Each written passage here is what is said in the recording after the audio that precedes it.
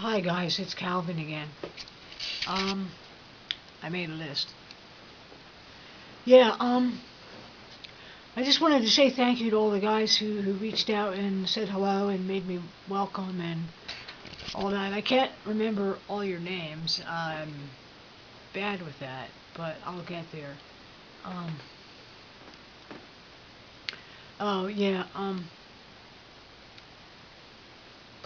because like it goes without saying, but it's important to me because I needed a place to be out at that was relatively safe and that was still, for better or for worse, that was still relatively hidden, so I could like. The only analogy I can think of right now is feeling my way around in the dark. Um, Um, that's not really a good comparison, but I thought I'd say something about. I'm sorry, I don't know what's the matter with my throat. Say something about my journey, more like a whole odyssey, but to here, to wherever here is now. Um, See, because I tried to broach this subject. I don't know how many times before, you know. It goes without saying too that I've always been like this, so no mystery there. um, but like I said in the other video, like in my past, like this wasn't a heard of thing, and people didn't say, oh, we better go help Johnny with his gender troubles, and my parents were really kind of, so they weren't much help. But later on, I got into a lot of years of drug abuse, and I was high for a really long time, and that had something to do with trying to squash everything that I possibly could and any bit of reality that I didn't like. And it was definitely a long, extended, protracted way of effectively cutting myself off from having to look at myself at all, even though the whole time I used to complain about how out of touch other people were because I was delusional. Fortunately for me, you know, I got clean. I've been clean for going on 13 years.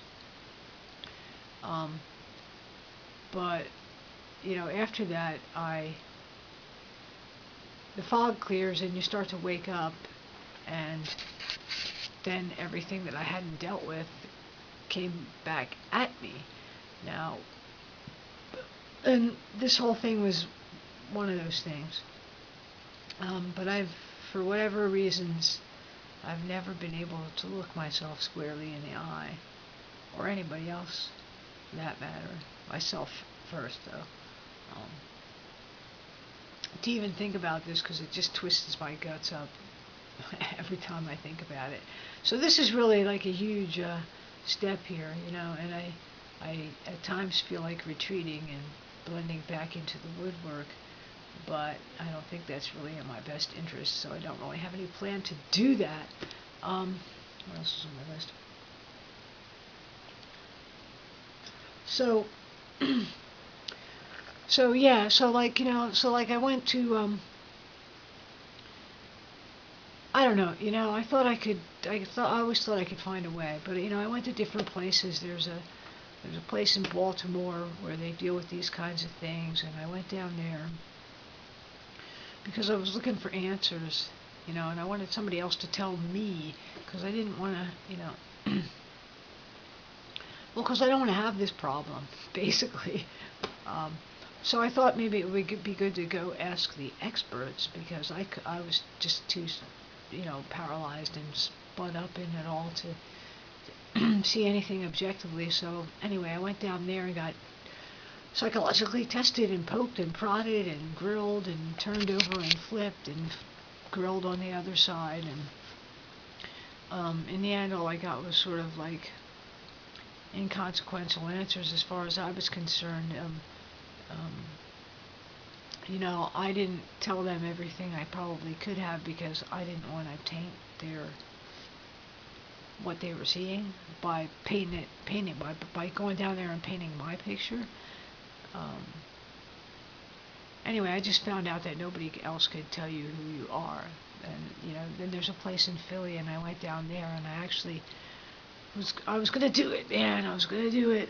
I was gonna do it because secretly, see, like you guys are privileged to this information here because I don't think I've ever actually said to anybody, I've always wanted to be a guy. Well, not one. I've never thought of myself as anything else. I got robbed. I got gypped. I got, at my age, man, I'm 49.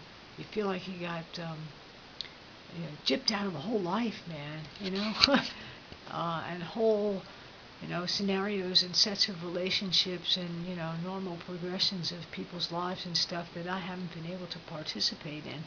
So, what was I talking about? Oh, going to Philly.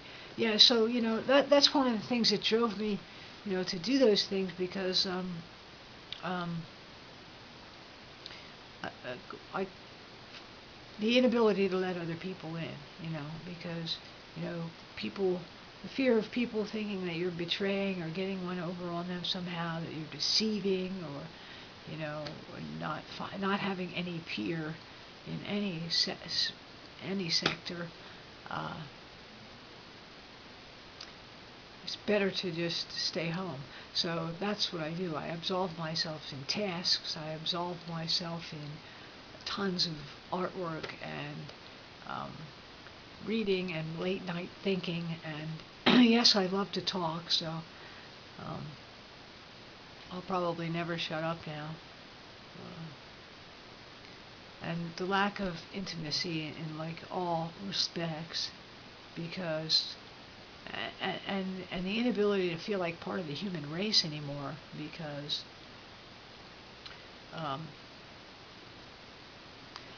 everywhere I went was just kind of like running up against well, I guess long story short, they would call that dysphoria, but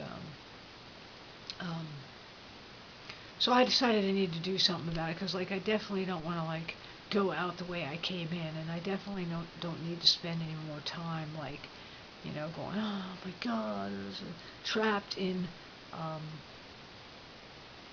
some nether ambiguity land. And I was thinking about this a little earlier when I was driving, and I kind of likened it to the scenario that happened like for a long while before I got clean. I'm gonna finish this and talk about that.